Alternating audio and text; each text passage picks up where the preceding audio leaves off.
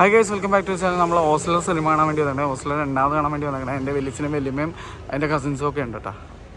അപ്പോൾ നമ്മുടെ ജി സിനിമാസിൽ ആദ്യമായിട്ട് ഞാൻ വരുന്നത് കണ്ടു നോക്കിയിട്ട് ഞാൻ പറയാൻ എങ്ങനെയാണെന്നുള്ളത്. കാണാൻ നല്ല ഭംഗിയാട്ടോ. അതെ, ഇതാണ് എൻ്റെ വലിയച്ഛനും വലിയമ്മയും. അപ്പോൾ സ്ക്രീൻ 2-ലാണ് കേട്ടോ. ചിലപ്പോൾ കെയർ ടേക്കർ പഴനിയായിരിക്കും ഇവിടുത്തെ. അപ്പോൾ സിനിമയൊക്കെ കണ്ട് ഞാനിപ്പോൾ കുറച്ച് ദിവസം വലിയമ്മയും വലിയച്ഛൻ്റെയും വീട്ടിൽ നിന്നതിനൊക്കെ ശേഷം വീട്ടിൽ വന്നിട്ടാണ് ഇപ്പം ഞാൻ ഈ അഭിപ്രായം പറയുന്നത്. ഞാൻ കുറച്ച് തിരക്കിലായതുകൊണ്ട് എനിക്ക് അഭിപ്രായം പറയാനുള്ള ഒരു ഗ്യാപ്പ് കിട്ടിയിട്ടുണ്ടായിരുന്നില്ല. ഇത്ര ദിവസം കസിൻസൊക്കെ ആയിട്ട് അടിച്ചുപൊളിയായിരുന്നു. അപ്പോൾ ഒരുപാട് വീഡിയോസ് അതിനെപ്പറ്റി വരുന്നതാണ്. എന്തായാലും ജി സിനിമാസിൽ എൻ്റെ സ്ക്രീൻ 2-ലെ എക്സ്പീരിയൻസ് ഞാൻ ആദ്യം പറയാം. പക്ഷേ വേറെ കാര്യം പറയാനുള്ളത്, ഞാൻ സ്ക്രീൻ 1-ലും ഒരു സിനിമ കണ്ടിട്ടുണ്ടായിരുന്നു. ഇത് കൂടാതെ EVM സിനിമാസിലും പോയിട്ട് ഞാനൊരു 3D സിനിമയും കൂടെ കണ്ടിട്ടുണ്ടായിരുന്നു. അപ്പോൾ ഇതെല്ലാത്തിനും പറ്റി വീഡിയോ വരും. ഇപ്പോൾ ഞാൻ പറയാൻ പോകുന്നത് ജസ്റ്റ് സ്ക്രീൻ 2 ജി സിനിമാസിൻ്റെ എക്സ്പീരിയൻസിനെ പറ്റിയാണ്. പ്രൊജക്ഷൻ എനിക്ക് നന്നായി തോന്നി. സൗണ്ടും വളരെയധികം ഇഷ്ടപ്പെട്ടു. സീറ്റ്സ് നമ്മുടെ വനിതയുടെ പഴയ ടൈപ്പ് സീറ്റ് ആയിട്ട് വളരെയധികം സാമ്യത ഉണ്ടായിരുന്നു. നല്ല സീറ്റ് തന്നെയാണ്, മോശം പറയാനൊന്നും ഉണ്ടായിരുന്നില്ല. എനിക്ക് പക്ഷേ ഒറ്റൊരു പോരായ്മ തോന്നിയത്, ചിലപ്പോൾ അത് അന്നത്തെ ദിവസത്തെ ഒരു സംഭവമായിരിക്കാം. ഞാൻ സിനിമ കണ്ട ഹോസ്റ്റലറിൻ്റെ കളർ ടോൺ, ഞാൻ ഓൾറെഡി ഈ സിനിമ കണ്ടുകൊണ്ട് എനിക്ക് അതിൻ്റെ ഒരു കളർ ടോൺ എന്താണെന്നുള്ളത് നേരത്തെ ഫസ്റ്റ് ഡേ റിലീസ് FDFS തന്നെ കണ്ടുകൊണ്ട് അതിൻ്റെ കളർ ടോൺ ഞാൻ ഇതിന് മുന്നേ കണ്ടിട്ടുണ്ട്. അപ്പോൾ ഇവിടെ ഞാൻ വന്ന് ഈ സിനിമ കണ്ടപ്പോൾ കുറച്ച് യെല്ലോയിഷ് ടിൻറ്റ് കുറച്ച് കൂടുതലായിട്ട് ഉള്ളതായിട്ട് എനിക്ക് ഫീൽ ചെയ്ത്. അത് എനിക്ക് ഉറപ്പായത് എങ്ങനെയാണെന്ന് വെച്ച് കഴിഞ്ഞാൽ, ഇത് കഴിഞ്ഞിട്ട് കുറേ ബ്ലാക്ക് സ്ക്രീൻസ് ഒക്കെ വരുമല്ലോ. അതേപോലെ തന്നെ സിനിമ തുടങ്ങുമ്പോൾ ബ്ലാക്ക് സ്ക്രീനിൻ്റെ ചുറ്റുമായിട്ടാണുള്ള പേര്, ബ്ലാക്ക് കളർ ബാക്ക്ഗ്രൗണ്ടിലാണുള്ള പേരൊക്കെ എഴുതി കാണിക്കുന്നത്. അവിടെയൊക്കെ റിച്ച് ബ്ലാക്ക് അല്ല എനിക്ക് കാണാൻ കിട്ടിയത്. ഒരു യെല്ലോയിഷ് ടിൻറ്റ് ചേർന്നൊരു ബ്ലാക്ക് ആയിരുന്നു. എനിക്കൊന്ന് കളർ കാലിബ്രേഷൻ എന്തോ ഒരു ചെറിയ പ്രശ്നം വന്നതാവണം എന്നാണ് എനിക്ക് ഫീൽ ചെയ്യുന്നത്. എന്താണ് അങ്ങനെ വന്നതെന്ന് അറിയില്ല. സിനിമയായിട്ട് ബന്ധപ്പെട്ട ഹോസ്റ്റലർ സിനിമയായിട്ട് ബന്ധപ്പെട്ട ആരെങ്കിലും ഉണ്ടെങ്കിലും തീർച്ചയായിട്ടും നിങ്ങളൊന്ന് ജി സിനിമാസ് സ്ക്രീൻ 2-ലുള്ള കളർ കാലിബ്രേഷൻ കറക്റ്റ് ആണോ എന്നുള്ളത് ഒന്ന് ആ തിയേറ്ററിൽ പോയി ഒന്ന് നോക്കുക. കാരണം നിങ്ങളുടെ പ്രൊഡക്റ്റാണ്, അത് ഏറ്റവും ഭംഗിയായിട്ട് ആൾക്കാരിലേക്ക് എത്തിക്കേണ്ടത് നിങ്ങളുടെയും കൂടെ ഉത്തരവാദിത്വമുണ്ട്. അപ്പോൾ നിങ്ങൾ ചെയ്തു വെച്ചിരിക്കുന്ന രീതിയിൽ ആ സിനിമ പ്രേക്ഷകർക്ക് ആസ്വദിക്കാൻ പറ്റട്ടെ എന്ന് വെച്ചിട്ടാണ് ഞാൻ ഇങ്ങനൊരു എന്താ പറയുക ഒരു സജഷൻ പറയുന്നത്. കാരണം തിയേറ്ററിലുള്ളവർക്ക് ചിലപ്പോൾ സിനിമയുടെ കളർ ടോൺ അങ്ങനെ അതായിരിക്കണം എന്ന് അറിയണം എന്നില്ല.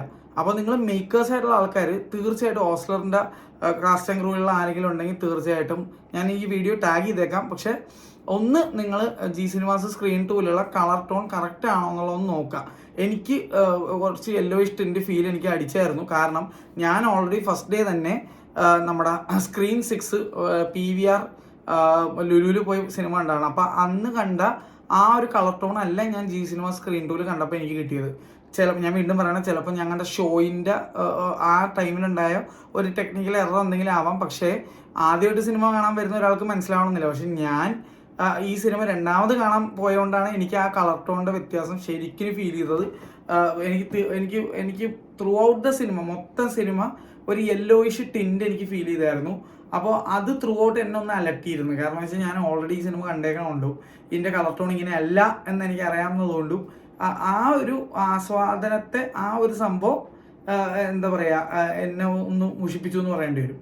പക്ഷെ അതല്ലാതെ നോക്കിക്കഴിഞ്ഞാൽ, കാരണം നമുക്ക് ഈ വണ്ടിയിലൊക്കെ യാത്ര ചെയ്യുമ്പോൾ ചില എന്തെങ്കിലും സൗണ്ട് കിട്ടിക്കഴിഞ്ഞാൽ പിന്നെ ആ യാത്ര ആ വണ്ടിയിൽ നിന്ന് ഇറങ്ങണ വരെ നമുക്ക് ആ സൗണ്ട് നമ്മുടെ ചെവിയിൽ നിൽക്കും എന്ന് പറഞ്ഞ പോലെയാണ്. എന്തെങ്കിലും ഒരു സ്ക്രീനിലുള്ള എന്തെങ്കിലും ഒരു പാകപ്പിഴയോ അല്ലെങ്കിൽ എന്തെങ്കിലും എന്നെ പോലെയുള്ള ഇതൊക്കെ ശ്രദ്ധിക്കുന്ന ഒരാൾ കണ്ടു കഴിഞ്ഞാൽ പിന്നെ അത് അവസാനം വരെ നമ്മുടെ മനസ്സിൽ കിടക്കും എന്ന് പറഞ്ഞ പോലെ. തിയേറ്ററിൽ നിന്ന് ഇറങ്ങുന്ന വരെ, സിനിമ കാണുന്ന വരെ നമ്മുടെ ഒരു ശ്രദ്ധ അതിലുണ്ടാവും. അപ്പോൾ ആ ഒരു യെല്ലോയിഷ് ടിൻറ്റ് എൻ്റെ ആസ്വാദനത്തിന് ചെറിയ എഫക്റ്റ് ചെയ്തു. അതല്ലാതെ ഇരുന്ന് കഴിഞ്ഞാൽ ഉണ്ടല്ല, ഈ സിനിമ ഞാൻ രണ്ടാമത് കണ്ടിട്ടും എനിക്കൊരു തരി പോലും ബോറടിച്ചില്ല എന്നുള്ളതാണ്. ആദ്യമായിട്ട് ഞാൻ ഈ സിനിമ കാണാൻ പോയപ്പോൾ ഞാൻ ഈ സിനിമയുടെ പ്രത്യേകിച്ച് കാര്യങ്ങളൊന്നും എനിക്ക് അറിയില്ലായിരുന്നു. ഇതിനകത്ത് മമ്മൂക്ക ഉണ്ടെന്നുള്ള ഒരു ഐഡിയ എനിക്കുണ്ടായിരുന്നില്ല. അതുകൊണ്ട് തന്നെ എനിക്ക് ഭയങ്കരമായിട്ട് അത് ഒരു ഞെട്ടലായിരുന്നു. എനിക്കും അനുഭവിക്കും ഭയങ്കര ഞെട്ടലായിരുന്നു. ഞങ്ങളത് ഭയങ്കരമായിട്ട് എൻജോയ് ചെയ്തിട്ടുണ്ടായിരുന്നു. പക്ഷെ അൺഫോർച്ചുനേറ്റ്ലി പടം കഴിഞ്ഞ് ഇപ്പോൾ ഞങ്ങൾ പുറത്തിറങ്ങി എൻ്റെ വീഡിയോ ഒക്കെ ഞാൻ ഇട്ടതിന് ശേഷം എത്രയോ മിനിറ്റുകൾക്കകം ഇതിൻ്റെ മേക്കേഴ്സ് തന്നെ മമ്മൂട്ടി ഉണ്ടെന്നുള്ളത് ഇൻസ്റ്റാഗ്രാമിലൂടെ റിവീൽ ചെയ്ത് കളഞ്ഞായിരുന്നു. അപ്പോൾ അതെന്നെ സംബന്ധിച്ച് ശരിക്കും പറഞ്ഞാൽ അതിൻ്റെ ഒരു ആവശ്യം ഉണ്ടായിരുന്നില്ല എന്ന് എനിക്ക് തോന്നുന്നത്. കാരണം ഈ സിനിമയിൽ മമ്മൂക്ക എന്നുള്ള ഫാക്ടർ തീർച്ചയായിട്ടും അതൊരു കിഡിലൻ സർപ്രൈസ് എലമെൻ്റ് ആയിരുന്നേനെ. ഈ സിനിമയെ പറ്റി ചകഞ്ഞ് എന്താ പറയുക എല്ലാ ന്യൂസ് തപ്പിയെടുക്കുന്ന ആൾക്കാരൊക്കെ അറിയാമായിരുന്നു. പക്ഷേ ഞാൻ അങ്ങനെ സിനിമ ഇഷ്ടപ്പെടുന്നുണ്ടെങ്കിൽ അതിനെപ്പറ്റി ന്യൂസ് ചകഞ്ഞ് നടക്കുന്ന ഒരാളല്ല. അതുകൊണ്ട് കാരണം അങ്ങനെ ചെയ്താൽ നമുക്ക് പല സസ്പെൻസ് എലമെന്റും എന്താ പറയുക നഷ്ടപ്പെടും എന്നുള്ളൊരു ഇതുകൊണ്ട് ഞാൻ അങ്ങനെയൊന്നും ചെയ്യാറില്ല. അതുകൊണ്ട് തന്നെ എനിക്കിത് ഭയങ്കര രസമായിട്ട് ആസ്വദിക്കാൻ പറ്റി ഈ സിനിമ. പിന്നെ ഫസ്റ്റ് ഹാഫിനേക്കാൾ എന്തുകൊണ്ടും എനിക്ക് എൻഗേജിങ് ആയിട്ട് തോന്നിയ സെക്കൻഡ് ഹാഫ്. ഫസ്റ്റ് ഹാഫ് നല്ലതായിരുന്നെങ്കിൽ പോലും മമ്മൂക്ക വന്നു കഴിഞ്ഞപ്പോഴേക്കും എൻ്റെ സത്യം ഞാൻ വളരെ ഓപ്പൺ ആയിട്ട് തുറന്നു പറയുകയാണ്, അത്ര നേരം ജയറാമേട്ടൻ കൊണ്ടുപോയ സിനിമ മമ്മൂക്ക ഫസ്റ്റ് ഹാഫിന് ശേഷം ഇങ്ങനെ വാക്യൂം ക്ലീനർ പോലെ വന്നെടുത്തിട്ട് പോയി എന്നുള്ള അവസ്ഥയായിരുന്നു. എനിക്ക് അങ്ങനെയാണ് ഫീൽ ചെയ്തത്. പിന്നെ ലാസ്റ്റ് വീണ്ടും മറ്റേ എന്താണ് പാസിംഗ് ദ ബോൾ പോലെ നേരെ ജയറാമേട്ടൻ്റെ കയ്യിലേക്ക് മമ്മൂക്ക എടുത്ത് ബോൾ കൊടുത്ത ഒരു ഫീലാണ് എൻഡിങ്ങിൽ വരുന്നത്. ഇതിനകത്ത് എടുത്തു പറയേണ്ട ഒരു ആക്ടിങ് എനിക്ക് ഇഷ്ടപ്പെട്ടത് അർജുൻ അശോകൻ്റെയാണ്.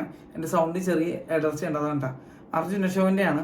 അപ്പോൾ ഈ സിനിമ എനിക്ക് രണ്ടാമത് തിയേറ്ററിൽ പോയി കണ്ടിട്ട് എനിക്ക് പൈസ നഷ്ടമായിട്ട് ഫീൽ ചെയ്തത്. എനിക്ക് പേഴ്സണലി പടം വളരെ ഇഷ്ടപ്പെട്ടു. ഞാൻ ഈ കഴിഞ്ഞ ദിവസങ്ങളിൽ കണ്ട 3 സിനിമകളും ഞാൻ രണ്ടാമത് കണ്ട സിനിമകളാണ് കേട്ടോ.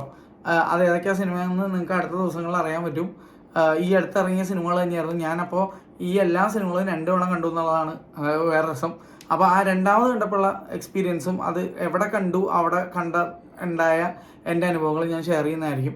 അപ്പോൾ എന്തായാലും ജി സിനിമാസ് സ്ക്രീൻ 2 എങ്ങനെ ഉണ്ടായിരുന്നു വെച്ച് കഴിഞ്ഞാൽ നല്ലൊരു തിയേറ്റർ തന്നെയാണ്. ആ ഒരു യെല്ലോയിഷ് ടിൻറ്റിൻ്റെ ഒരു സംഭവം പരിഹരിച്ച് കഴിഞ്ഞാൽ കിടിലൻ തിയേറ്റർ ആണെന്ന് തന്നെ പറയേണ്ടി വരും. എനിക്ക് പേഴ്സണലി ഇഷ്ടപ്പെട്ടു. പക്ഷെ ഞാൻ പറഞ്ഞു കേട്ടിട്ടുള്ളത് ഏറ്റവും നല്ല സ്ക്രീൻ 1 ആണെന്നുള്ളതാണ്. അത് ഞാൻ എന്തായാലും എക്സ്പീരിയൻസ് ചെയ്തിട്ടുണ്ട്. അതിൻ്റെ അഭിപ്രായം ഞാൻ ഷെയർ ചെയ്യുന്നതായിരിക്കും. അപ്പോൾ എന്തായാലും അതിനായി കാത്തിരിക്കുക. എല്ലാവർക്കും നല്ലൊരു ദിവസം നേരുന്നു. Bye bye.